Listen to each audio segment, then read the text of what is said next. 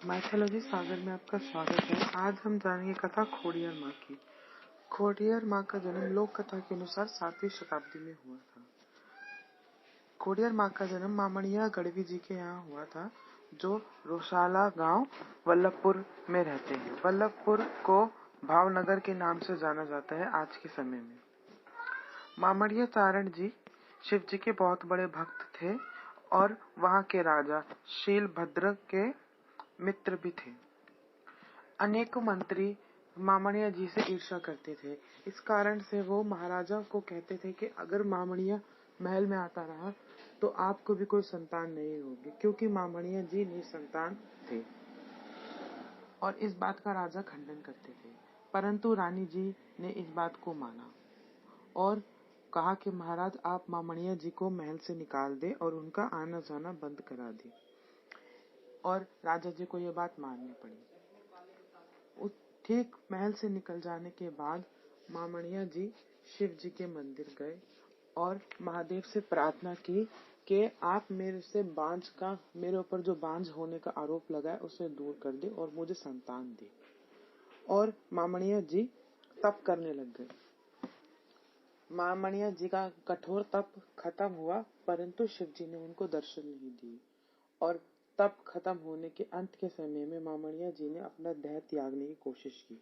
जिस समय वो देह त्याग रहे थे उस समय महादेव प्रकट हुए और उनसे कहा कि तुम्हारे जीवन में पुत्र का सुख नहीं है, परंतु तुम्हारे जीवन में उस पुत्र का या संतान का सुख नहीं जो तुम्हारी पत्नी के गर्भ से निकले या जिसे वो जन्म दे। इसके लिए मैं तुम्हें वासुकी देव के पास भेजता हूँ। वो तुम्हारे इस परेशानी का हल देंगे और अभी से तुम सीधा नागलोक की तरफ प्रस्थान करो।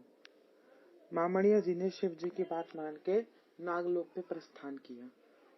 नागलोक में नाग राजा वासुकी ने कहा कि भोलेनाथ का आदेश है कि आपकी जो बांझ का जो आरोप है उसे दूर करना है, तो मैं आपको अपनी 7 बेटियां और 1 पुत्र देता हूँ।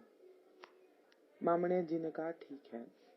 वासुकी नाग ने कहा आप जैसे आप यहाँ से जाएंगे, जाते के साथ ही आपको 8 पालने अपने घर के अंदर रखने हैं। रात्रि पूर्ण होने के बाद सुबह वहाँ पे 7 बच्चे, 7 पुत्रियां और 1 पुत्र आ जाएगा। और मामड़िया जी ने ये बात मानकर नागलोक से प्रस्थान कर लिया। वापस मामड़िया जी अपनी कुटिया में आए और उन्होंने 7 पालने रख दिए। 7 पालने रखने के बाद नेक्स्ट डे वहां पे 8 बच्चे, 6 पुत्रियां और 1 पुत्र आया। पुत्रियों के नाम कुछ इस तरह रखे गए थे: आवड़, जोगड़, तोगड़, होलबाई, बीजबाई, सोसाबाई और महरक और जानबाई सबसे छोटी बेटी का नाम था। समय बीतता गया और ये बच्चे बड़े होते गए। एक समय की बात है जब महरकिया, जो मामड़िया जी के पुत्र थे, वो खेल रहे थे। खेलते के समय उन्हें एक सांप ने काट लिया। सांप काटने से उनके शरीर एकदम बेहोश हो गए। उस स्थिति में नहीं थे कुछ बोल पाते। उनका शरीर नीला पड़ गया। मामड़िया जी उन्हें वैद्य के पास लेके गए और वैद्य जी ने कहा कि इनके विष को काटने के लिए एक ही जड़ी बूटी है, वो है पाताल लोक का अमृत। अगर पाताल लोक का अमृत रात्रि में आ गया सूर्योदय से पहले तो आपका पुत्र बचेगा, वरना अगर सूर्योदय हो गया तो आपका पुत्र नहीं बचेगा। सबसे बड़ी बहन आवड़ ने जानबाई यानी सबसे छोटी माता जी को कहा कि नागलोक तो हमारा घर है, जाओ जाके वहां से अमृत ले आओ ताकि हमारे भाई के प्राण बच जाए। जानबाई शीघ्र ही कुटिया से पाताल लोक की तरफ जाती हैं और अपने परिवार से मिलने के बाद अमृत लेके आती हैं। जब वो अमृत लेके आ रही होती तो रास्ते में उनका पैर एक चट्टान से टकराता है,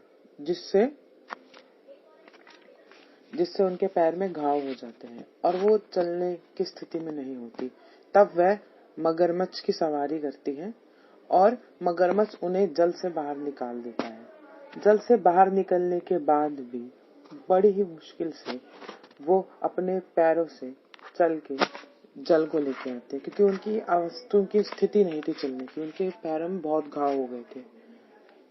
चलते चलते धीरे धीरे चलते हुए माताजी सुबह होने से पहले जल ले आती हैं और उसे अपने भाई को पिला देती है। उस जल को पीने के बाद महरखिया जी के प्राण वापस आ जाते हैं।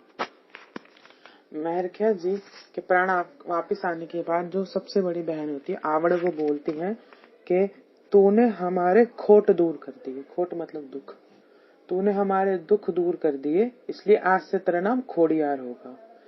तो दुनिया के दुख दूर कर देगी। ठीक इसी वजह से उनका नाम खोड़ियार पड़ा। असली में उनका नाम जानबाई है और ये उनका प्रथम चमत्कार था, जिसे पर्चा कहा जाता है। ठीक ऐसे ही उन्होंने अनेकों चमत्कार किए और माताजी ने अनेकों चमत्कार किए अपने जीवन में। तो ये थी कथा खोड़ियार माँ की। Puri, thank you for watching this video. Please like and share and subscribe to my channel Mythology Sagar. धन्यवाद। जय माँ खोड़ियार।